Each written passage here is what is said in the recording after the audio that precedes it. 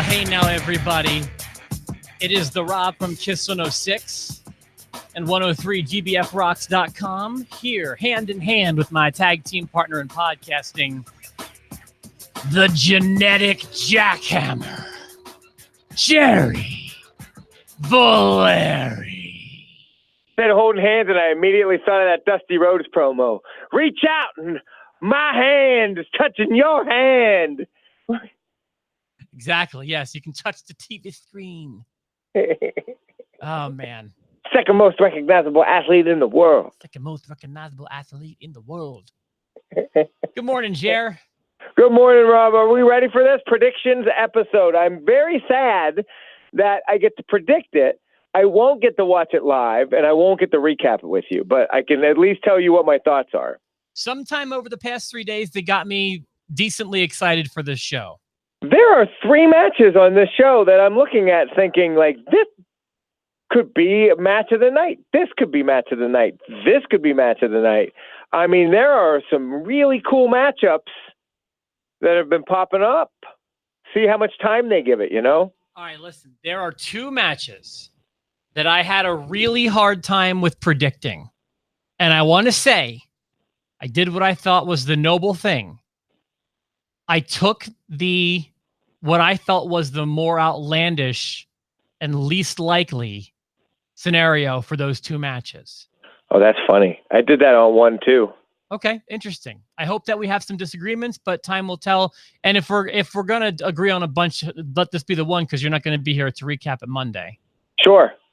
I've been hanging on to that Lock of Destiny by a thread. Mm-hmm. I've been getting lucky with some weird matches. Oh, hey, speaking of getting lucky, I meant to ask you, did you smash last night? Or, 2 nights ago after SmackDown? So Tuesday night, I didn't. I actually didn't. I guess the Cow Palace was all I was getting this week. This week or Tuesday? Did you get one Tuesday? Did you get another one Tuesday? No. Monday I got one. I got the you-know-what skis. Okay. And then that was nice. And then Tuesday I didn't get anything, but I didn't care because I got a thing I really like to get on Monday that I never really get. I'm totally with you. Okay, I wanted to see if that was a three-peat for you or not on Tuesdays. I love that we're monitoring my sex life now. I think the people want to know. People want to know. And my wife doesn't watch this podcast, nor will she ever. She'd never get through the first 3 minutes of any wrestling talk to see us talking about me putting it to her. Well, the good thing is we always do it right at the top of the show anyway. Yeah, we'll tell her that, pal. The one time she made that appearance on the show, though, my God, did that sing to my soul. Oh, she and I fighting, not knowing I was still on the show. About the ladder. I was trying to be creative for the ladder match. It was TLC, I want to say 2016. Or Money in the Bank, maybe? No, it was ladders. It was TLC. I remember that. Oh, God. And everyone knows that story anyway. Good morning, everybody. We got Extreme Rules predictions. We've got 10 matches confirmed as of right now, and we're going to run through them, Jer. Yep. You want me to do it like we usually do? Just let's rock and roll. All right. We will start with the Cruiserweight Championship. Drew Gulak will defend against Tony Nese. You can save this soundbite for future episodes if you want to. I have the champion retaining.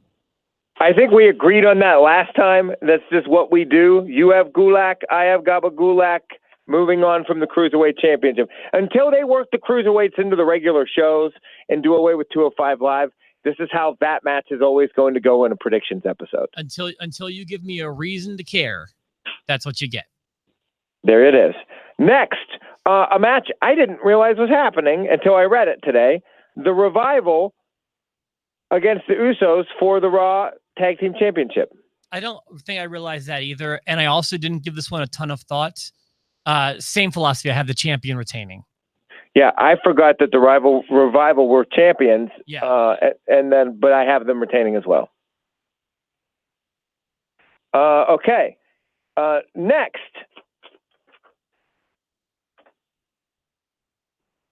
Knock, knock. Who's there? Cesaro versus Aleister Black. All right, Jer. Who's going to win? Okay, this was a tough one for me. Was this one tough for you? Was this one of your toughies? It was not. Okay. I think this could be the best match we see if they gave them enough time. I don't know if they will do that or not. Oh, for sure. Yeah. These two could go through the paces. I mean, Cesaro, remember back when Cesaro was putting on like 5-star matches with John Cena in the US Open Challenge? Like, that dude could always work. And I want to see bigger and better things from Cesaro. I really do.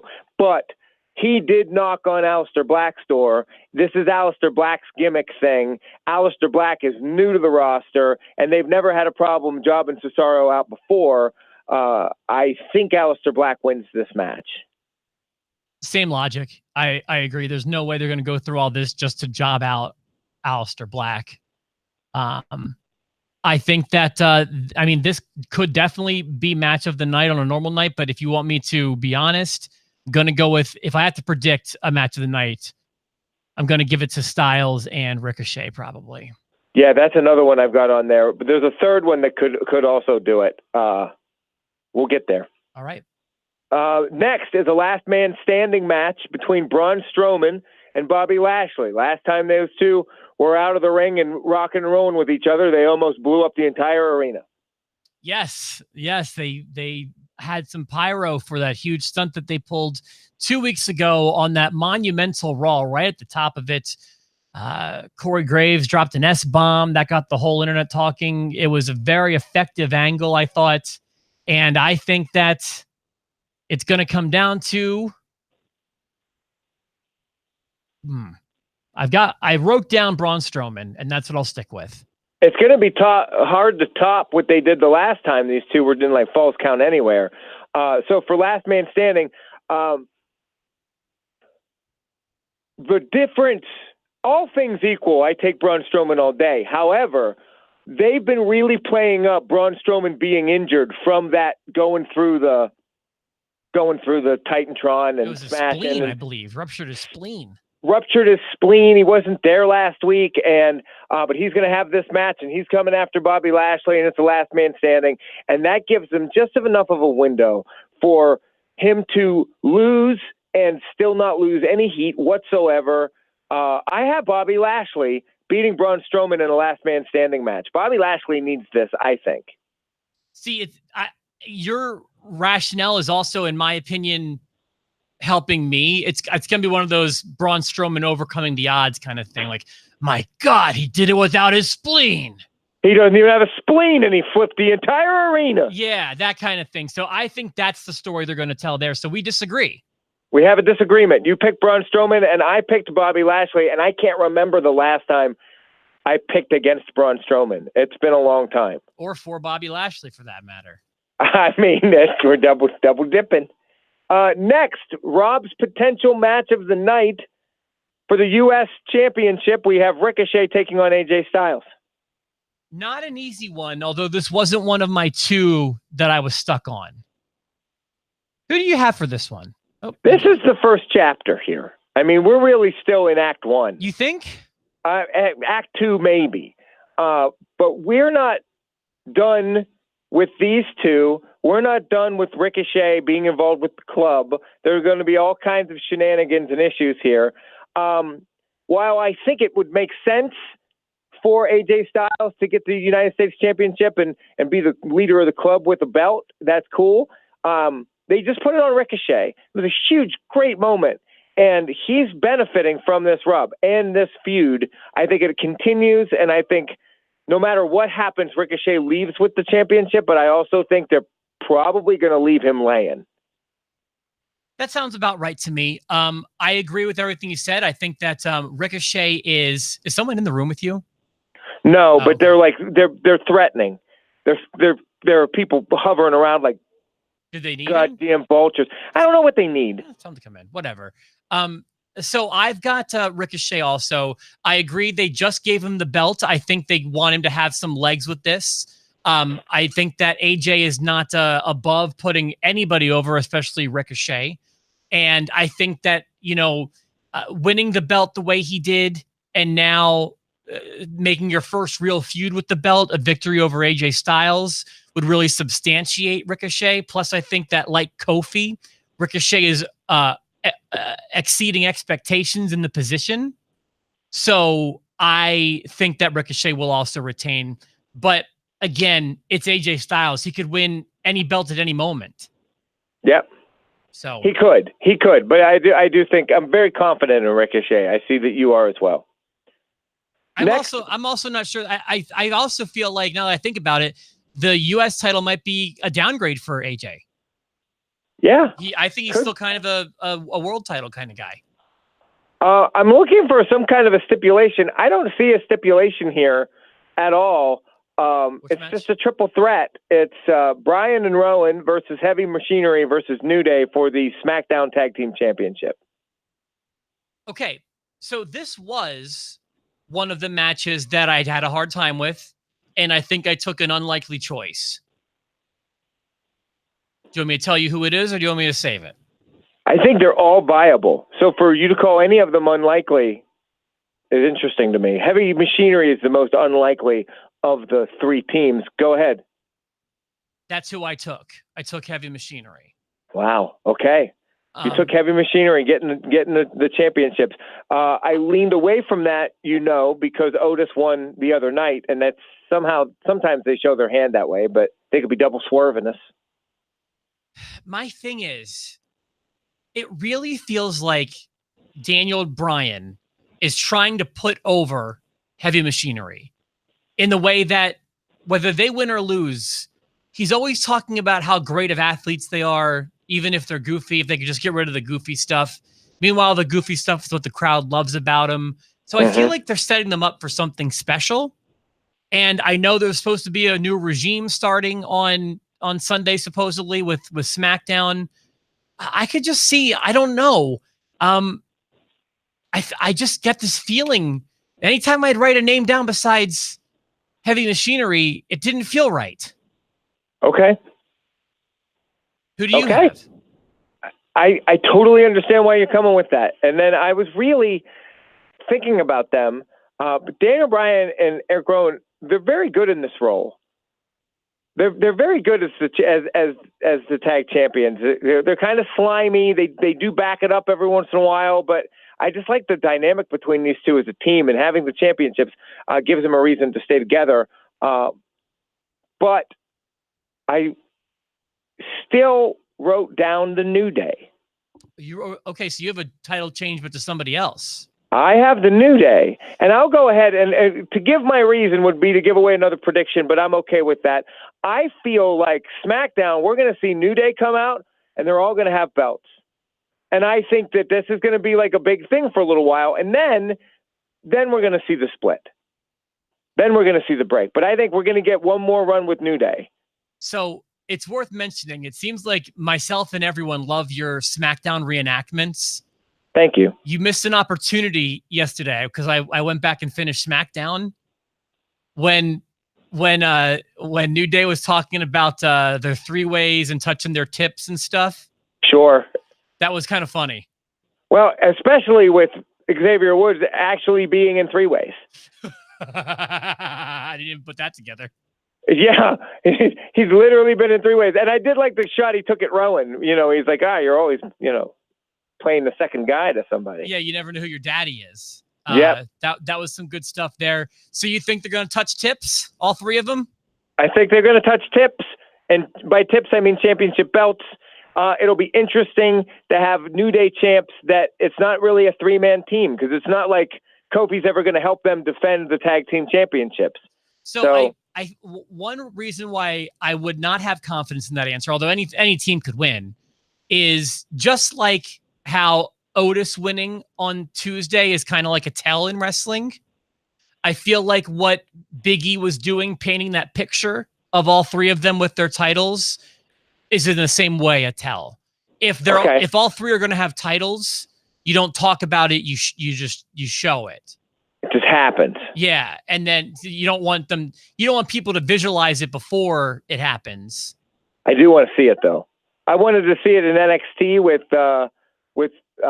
Adam Cole and those ding dongs, but now I'll just get it here. You think so? You think there'll be 3 chaps with 3 straps? There'll be chaps with straps. Next, we have Bayley defending in a 2-on-1 handicap match against Nikki Cross and Alexa Bliss. I don't know what happens if Alexa and Nikki win. Do they get the champion? Who gets the belt? Oh, I don't even. You're right. It's 2-on-1 and not shoot. Well, I didn't really factor that in because I've got an answer now that might not make a lot of sense. All right, go for it. Hold on. How is it worded on my card here? I'm gonna see what they say on WWE's website. Cross will join the title fight on the side of the Goddess to make it a 2-on-1 handicap match. Huh. Well, the name I wrote down is Alexa Bliss, but that doesn't make any sense now. Well, unless, like, if they win, it goes to Alexa Bliss. See, I had the same problem. If you'll see, like, I wrote down, I have a scratch. I wrote down Alexa Bliss, and then I scratched it out because I was confused by that too. So then I wrote down Bayley. You know, at this point, I feel like I'm so going to lose the Lock of Destiny. If you just want to keep me at Alexa Bliss and you at Bayley, I'm okay with that. I'll keep you at Alexa Bliss because as we're talking about it, I'm thinking, like, what a cool story that would be. Is like, let's say Alexa Bliss gets the championship if their team wins, but Nikki Cross is the one that gets the pin. And then Nikki Cross is like, but I pinned her, so I want a shot at it. And Alexa's like, well, now we're not friends anymore. And so that would continue their story. But then Bayley will have done nothing, and like her run will have been for naught. So I'm kind of good with Bayley, but there's a lot of storyline possibilities if Alexa leaves as champ. I'm going rogue. I feel like a lot of times you're the guy who goes out on a limb. This episode it's all me, baby. Give me Alexa. Alexa Bliss, locking them in. I've already given my prediction for the next one. Obviously, if they become co-champions, I think that's a victory for me too. If Alexa Bliss is Raw Women or SmackDown Women's Champion in any way, shape, or form, you get the win. Okay, I think that's fair. Kofi Kingston versus Samoa Joe. I don't get my picture of 3 champs if he doesn't win. So, unfortunately, Samoa Joe is in the WWE role of being a really formidable foe that never wins a championship. But boy, yep, that's the type he's been cast for some reason. He's the monster that they've got to get over, and they always get over. But it's hard. It's very hard. I mean, you're going to get some Coca-Cola clutches. You're going to have a hard time getting to that pay-per-view. But when you get there, you'll win. Does that mean you have Kofi winning? I have Kofi, yeah. Like I said, when I had New Day win the championships, I just said Kofi's winning again. Kofi's going to keep this for a while. They'd be silly. I'm actually curious it'd be a fun side bet. Who do you think will lose their championship first? Kofi or Seth? Oh, okay. I'll take that bet. Because in WrestleMania, like, they both got their moment and they're both running with it and they're doing a great job, but eventually one of them is going to lose it. I think it'll be Seth that loses it first. Oh, okay. I'll take it. I think it's going to be Kofi losing it first. Hey, now we're cooking with gasoline. All right. Jerry is excited about that particular disagreement. I got excited about that side bet, you son of a gun. Well, listen, it's possible the bet could end this weekend. I mean, did you? Nah. What? Will it? It could. I mean, very, very well could. Do you have Kofi? I do have Kofi winning. Yeah. Okay. I have Kofi winning this weekend and also not lasting as long as champion as Seth Rollins, which is also throwing my hand a little bit, but whatever. So next we have winner take all Extreme Rules match. It's Seth Rollins and Becky Lynch versus the team of Baron Corbin and Lacey Evans. Give me some meat. I still have this weird feeling in my gut that this will be the last match. I don't believe it. Okay. I don't believe it. That is another side bet. Let's just make side bets. Side bet. Okay. I just told you, so I'll tell you again. I do not see Baron Corbin as world champion and Lacey Evans as Raw Women's Champion. I'm sorry. This one never got speed for me. We were over Baron Corbin in the main event before Baron Corbin was in the main event, and he's still here. Let's get this one over and done with. Never again. Get it over with. I'm sorry, it's not working. No one believes it, which worries me that they're going to like, well, you know how they sometimes do. Vince is like, well, if everybody expects us to do this, we'll just do the other thing. But it would not make any sense at all. It would help me win a side bet, but I'm not ready for that. It's Seth and Becky. Yeah, for sure. And now, before we get to what I think is going to be the main event, we've talked about both championship matches, so I wanted to ask you, Brock Lesnar. Earlier in the week, you said you were sure he was going to come. Paul Heyman said he was going to be there, and I do think that there will be a segment of some sort. Who is he coming out on? Which one? It could be both. It could be one. All right. Side bet. I'll take Rollins. Yeah, I think that Rollins is the one he's chasing, but it would be exciting, I think, to have Brock Lesnar come out on Kofi and have New Day get in their way, that kind of thing. Like there are two ways to play it. Like you either have Brock Lesnar try to cash on Kofi and New Day stop him, or you have Brock Lesnar come in and try to cash on Rollins and Becky Lynch gets in his way. I mean, that would do her major favors. Oh, whoa, that is awesome. Becky Lynch gets in his face. It's like, whoa, you're not, no way. And gets physical with him. And gets physical with him. And, it's Brock Lesnar. It would not make no sense if she beat Brock Lesnar's ass. Oh, dude, I did not think about this, and I love it. If he F5'd Becky Lynch, that would be great. No, forget it. You wrote it before that. Brock comes out when Seth is all kinds of screwed up, can't defend himself. She starts hitting him with a chair. And just starts laying into him, man. And just emasculates Brock. That would be amazing. Dear Brock, please put Becky Lynch over. Wouldn't that be great? Brock's not that guy. I'm telling you, that's behind us. I'm telling you, Brock, I think if they want him to put over Becky Lynch, I really believe Brock will do it. I think he would, because I think he sees that it makes sense. It's not like they're asking him to lay down for Nikki Cross. They're just saying, listen, go after Seth, and we're going to have the hottest woman in our company beat on you with a chair. Dude, I don't even know if it's a sense thing. I think it's just a payday thing. I think Brock likes to come in, work as few dates as possible, work as little as possible, and get that big money paycheck. And if that's what's going to get the paycheck, I think he's going to do it. If they want him to, I love this. I love it too. Oh, we just caught ourselves in a fantasy booking trap. Yeah, we sure did. Hey, before we move on to the last match, I did get a message from Steve that makes things a bit more interesting. Sure. Steve says that on Monday, Nikki said they would be co-champs. If that changes anything for you. I mean, it makes me it makes me worried that I picked the wrong person. But listen, if they're co-champs, I think win. That helps you. Yeah, I'll tell you why. Because I think the story we wrote would be the better story to tell, and that would be Nikki helping Alexa win.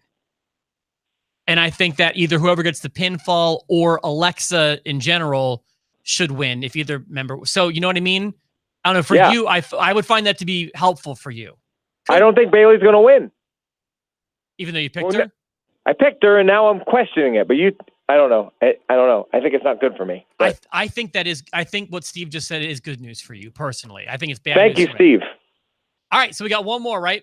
By the way, if what we just booked for the end of the Seth Rollins and Becky Lynch match actually happens, that will undoubtedly be the main event.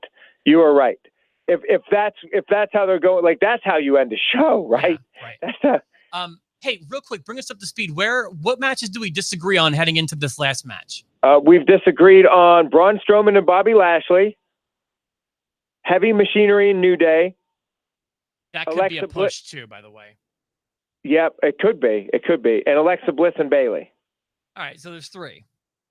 And now we get to Shane McMahon and Drew McIntyre in a no-holds-barred against the team I have named Undertake the Reigns. Okay, Jer. Can I ask you to go first? Yeah, absolutely. Undertaker and Roman Reigns. It's the Undertaker. It's Roman Reigns. It's no holds barred, and there's way too much opportunity for Kevin Owens to screw over Shane McMahon, or it could be the Miz. I mean, Shane's feuding with everybody in the company right now, so I just don't see McMahon and McIntyre getting out of it. And after the story they told on SmackDown, I think Kevin Owens is going to be a real problem and be a factor in this match. And I think that we're going to get the dead man winning and Roman Reigns winning. Okay, so I told you at the start of the show there were 2 matches that I think I took the unsafe answer on. I went on a limb for. Oh, my pal. And this is the second one. Pal. I took a page out of your book because you're the guy who's been saying it's Reigns and McMahon at SummerSlam. And I think to get there, I mean, unless they're trying to get to now McMahon and Owens at SummerSlam, if Reigns and McMahon, the blow-off is SummerSlam, I think that somehow the heels need to get a heel victory to make people really want to see it. I mean, if they not only screw over Roman, but also Undertaker, my gosh, they'll be booed out of them. They won't be able to show their faces. Oh, this is good S word. Yeah. So, while I do think it'd be weird for Undertaker to come back and lose, and I almost never root against or choose Roman Reigns to lose when we do these predictions episodes, I'm taking a page out of your book, and I'm saying McIntyre and McMahon. I mean, it is no holds barred. And if you think of the people that Shane has in his employ, he's got Elias, the Revival, Dolph Ziggler now. It all means nothing to me. I guess to me, the question is, what's SummerSlam? Is it Shane and Reigns, or is it Shane and KO? Because it could be either one right now. But if it's Shane and Reigns, I think those heels have to get the victory this weekend. Okay, this is interesting. We've disagreed on on a lot, yeah. And if we end up tying, whether this is the next to last or the last match, this will be the tiebreak, except our side bets. Yeah, the side bets I don't have. They don't affect the lock of destiny, I feel like. But there's a very good, I think the most likely outcome of that triple threat tag team match is the champions retain, and neither one of us gets the point there. Right. So interesting stuff. Boy, we put out some ideas there. I feel, dear WWE, feel free to use the Becky Lynch idea. I liked your ending better than mine, because I thought, like, what a heel Brock would look like if he F5'd Becky, but it's even better if Becky just beats his ass with a chair. Or without a chair, but just does it. I mean, that footage will live forever. Lay him out. And they'd have to tell her beforehand, lay it in. Like, lay it in. Don't potato him. He can take it. Yeah, I would definitely. He may have gotten worse from Sable over the years. You never know. Jerry, anything else we need to say before we go home? Bon voyage. You said Travis is in on Monday. I will miss you dearly, but we'll talk again on Tuesday. All right, listen, guys, we want to know what's going to happen. I mean, there's any number of scenarios we laid out, and it could be none of the above. Let us know your predictions in the comments. For myself, my tag team partner, the New York City bound, Jerry Valeri, who will be back on Tuesday. I will talk to you guys Monday on Post to Post. And don't forget, Bray Wyatt still out there.